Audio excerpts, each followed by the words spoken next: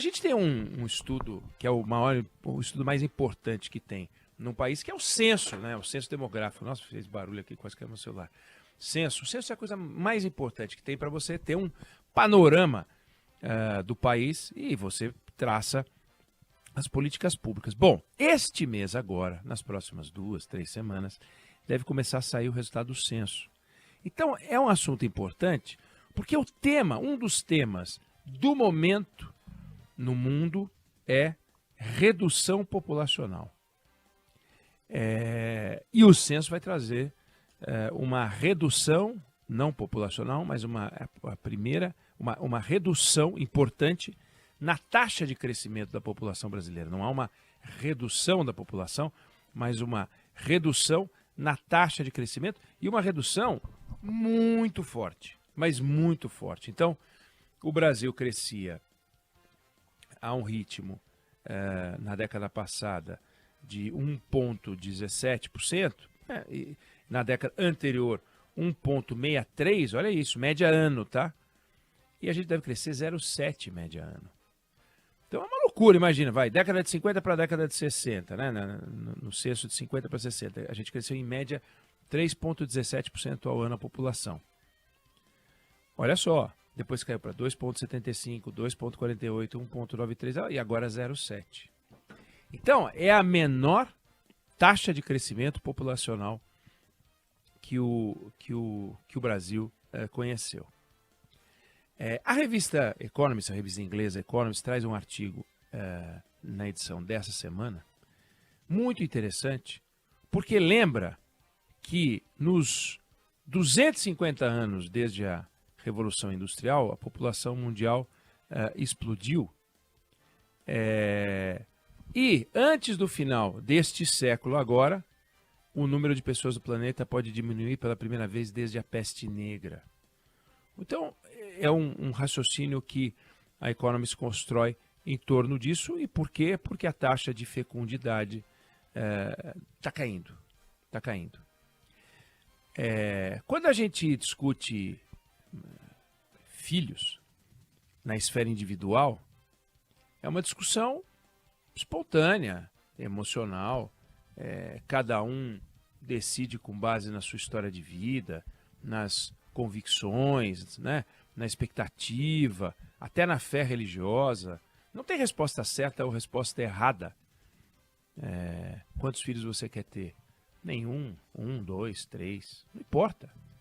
Eu tenho 3 filhos. Tem gente que tem 1, tem gente que não tem nenhum, tem gente que tem 2, tem gente que tem 10, não importa.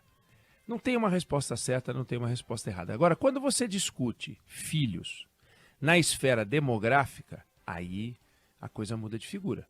Porque as decisões individuais produzem um efeito sobre o país. Quando o conjunto das mulheres toma suas decisões individuais, você soma todas as mulheres e vê quantos filhos elas produziram. O indicador que mede a quantidade de filhos por mulher se chama taxa de fecundidade. No Brasil, está ali na casa de 1,7, 1,8. Você pega como é que eles calculam isso? Eles pegam um número de nascimentos e divide pelo número de mulheres em idade fértil. Para a demografia, idade fértil não é a idade legal, é a idade fértil. E eles trabalham com algo entre 15 e 49 anos. Então não tem um juízo, não tem nenhuma discussão legal se uma mulher, né, uma jovem, deve ter filho ou não deve ter filho com 15, com 16, para fins de estatística, até porque existe a maternidade nessa idade, até antes, mas enfim, eles pegam a faixa que vai de 15 a 49 anos para fazer conta, não é para estimular que garotas de 15, 16, 17, 18 anos tenham filho, não é isso não, é só para fazer conta. Em números absolutos, redondo, tá? O Brasil tem 50 milhões de mulheres nessa faixa etária, que se chama idade fértil, porque é fértil. Se você pegar o número de filhos no total que essas 50 milhões de mulheres têm por ano, dá alguma coisa perto de 3 milhões e meio de brasileirinhos. Então, a cada 100 mulheres em idade fértil, 7 tem um bebê num ano. 7 tem um filho por ano. Agora, imagine, e aí vem a discussão, se uma 8ª mulher decidisse ter filhos, ou se uma das 7 desistisse de ter filhos. Seriam decisões individuais, mas aí quando você faz a conta, o Brasil teria, em vez de 3,5 milhões de novos brasileirinhos, teria 3 milhões de novos brasileirinhos ou 4 milhões de novos brasileirinhos. Se 6 tivessem filhos ou se 8 tivessem filhos, em vez de 7 por ano. Dá 1 milhão de bebês por ano. Olha a diferença. A cada década, 10 milhões de pessoas. Entendeu? Com efeito na educação, no transporte público, na saúde, na segurança, na previdência. E aí você tinha, todo mundo vai lembrar, da escola, né? A progressão geométrica e a progressão aritmética. Então, a progressão geométrica é assim, você pega 2 vezes 2, 4. Aí você pega o 4 e multiplica pelo mesmo 2. 4 vezes 2, sempre é uma multiplicação pelo mesmo número. 8. 8 vezes 2, 16. 16 vezes 2, 32. Então, com 4 etapas, você chega, usando 2, a 32. A progressão aritmética é uma soma em vez de uma multiplicação. Então, 2 mais 2, 4. 4 mais 2, 6. 6 mais 2, 8. 8 mais 2, 10. Então, com 4 etapas, você chega a 10 e não a 32, como no desenho anterior. Aí, um economista do século XVIII, Thomas Malthus, dizia que a população cresce nesse ritmo. 2 vezes 2, 4 vezes 2, progressão geométrica, e a comida cresce em progressão aritmética. Então, vai complicar, vai faltar comida, e nunca faltou comida, né? Ele estava errado. A teoria malthusiana fracassou, porque a população cresceu muito, aliás, explodiu, mas a riqueza também cresceu demais. A quantidade de comida cresceu demais. Se a gente pegar só os últimos 60 anos, a população mundial dobrou e a produção de comida quadruplicou. E em 100 anos o preço dos alimentos caiu à metade. É por isso que estamos aí com esse tanto de gente e sobrevivemos. E a revista Economist, ela resolveu fazer um artigo sobre esse assunto, que combina com a discussão do censo, naturalmente, porque países como o Brasil e outros países estão vendo a taxa de fecundidade cair, o número de filhos por mulher cair, de uma forma muito forte, muito forte. Em alguns casos é muito impressionante, né? A velocidade com que vem caindo. Aí falam, não, mas a China tinha um teto, tirou o teto. Tá, mas não tem teto, por exemplo, na Dinamarca, e a fecundidade lá cai. Tá igual ao do Brasil. O governo chegou a lançar anos atrás uma campanha publicitária com comercial na televisão para estimular os casais a ter filho. Em Singapura, nos anos 50, o número de filhos por mulher era 6,6. Agora é 1,2. Olha só, isso está direto em todos os países, está caindo. E no artigo da revista Economist,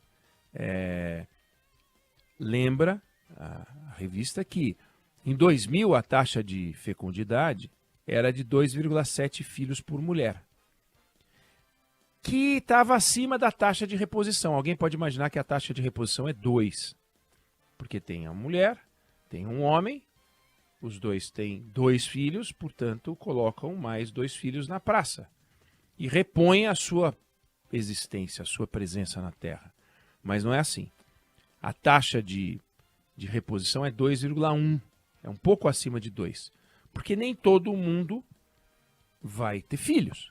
Então, o cálculo dos especialistas a taxa de reposição para você manter a população é 2,1. Hoje é 2,3, chegou a ser 2,7 e está caindo. Os 15 maiores PIBs do mundo, os países com os 15 maiores PIBs do mundo, estão com a taxa abaixo da taxa de reposição. O Brasil está com a taxa abaixo da taxa de reposição. Isso inclui América, inclui China, inclui Índia. Nenhuma delas é rica propriamente, mas 1/3 da população global está na América, na China e na Índia. Uma coisa incrível. Então, o resultado é que, expressão usada pela revista Economist, o barulho dos pés miudinhos das crianças andando sendo abafado pelo barulho das bengalas. Porque não é que o Japão está envelhecendo, um país onde as pessoas vivem muito, a Itália, que fica fazendo campanhas para as pessoas ocuparem cidades que estão ficando vazias. Mas Brasil, México, Tailândia. Nós estamos em 2023. Daqui 7 anos, mais da metade dos habitantes na Ásia, leste e sudeste da Ásia, vão ter mais de 40 anos. E aí o que acontece? Quando os idosos, as pessoas mais velhas, vão morrendo e não são todos substituídos porque estão nascendo um número menor de crianças e a população começa a diminuir, você começa a ter uma mudança, não é só, e tem, no custo de manutenção da previdência, no tipo de gasto da saúde, como eu falei, mas você tem efeitos muito interessantes e muito curiosos que não são tão óbvios assim, né? Um dos efeitos é que a habitação, por exemplo, começa a mudar. A política de habitação começa a mudar, a preocupação com a habitação começa a mudar. Outro efeito, que esse é inesperado, ou ele é psicológico e talvez não tão evidente, mas ele existe, é que pessoas mais velhas são mais conservadoras, porque tem algo a conservar, são menos impetuosas, menos novidadeiras. Então a sociedade como um todo vai também ficando mais conservadora. Isso aparece na política, isso aparece na capacidade inventiva no meio empresarial. Países mais novos tendem a produzir mais startups, tendem a ter empresas mais vivas, etc. Então essa é uma discussão que não se deve olhar apenas pelo lado individual, tem um lado coletivo aí curioso, e sendo que no Brasil a grande preocupação, e havia preocupação grande, era de que a população fosse explodir. Nossa, tem gente demais, não existe brasileiro demais. Pois é o contrário. Então é uma mudança muito importante, que exige uma discussão importante também, e é interessante ver o que está acontecendo. Não é à toa que a China está preocupada com isso, não é à toa que a Índia está preocupada com isso, não é à toa que o Japão está preocupado com isso, não é à toa que os países estão preocupados, não é à toa que o Brasil tem que olhar para isso também. Porque é um problema de política pública, né? Bom, mas a gente vai entrar na vida das pessoas e decidir se elas vão ter mais filho, menos filho? Não. O Brasil discute isso, sempre discutiu, né? Como a gente tem que discutir. Mas é interessante ver que hoje essa é uma discussão que está sendo travada. E o artigo da Economist, que vale a pena dar uma olhada, ele passa por isso, né? Ele toca muito nesse tema que eu falei, de como a destruição criativa, que é próprio do processo produtivo no meio empresarial, ele é mais raro em sociedades envelhecidas. Então a produtividade pode diminuir. Claro que você vai ter o seguinte, você vai ter gente se aposentando mais tarde, trabalhando mais tempo, ficando mais tempo nas empresas. É muito curioso ver esse processo. Então é um tema que vale a pena a gente acompanhar, vai aparecer no censo, e é agora, esse mês já deve sair, pela previsão do IBGE, esse mês a gente deve sair. Um dos primeiros números é a contagem populacional, que pela projeção de 2010, a gente poderia chegar a 217, 213 milhões de habitantes, e nós devemos bater em 208. Não é uma brincadeira, né? Em 10 anos você imaginar que você pode não ter tido 4 ou 5 milhões de pessoas que você imaginava que você teria mantida a taxa de crescimento do censo anterior ou dos censos dos anos anteriores. Então, queria trazer essa discussão, porque era uma discussão para a gente refletir, né? E afinal, quantos filhos você pensa em ter, 999-592-100, quantos filhos você tem e quantos filhos você pensa em ter. E ganha um pacote de bisnaguinha do Fábio, aquele que ligar contando que tem, com foto, o maior número de filhos. A gente quer saber quem tem o maior número de filhos e é ouvinte da Band News FM. Eu não sei se você concorda com esse ponto de vista, com essa discussão que eu trouxe aqui, com os argumentos que eu usei, ou se você discorda, mas essa é a opinião que eu tenho sobre o assunto.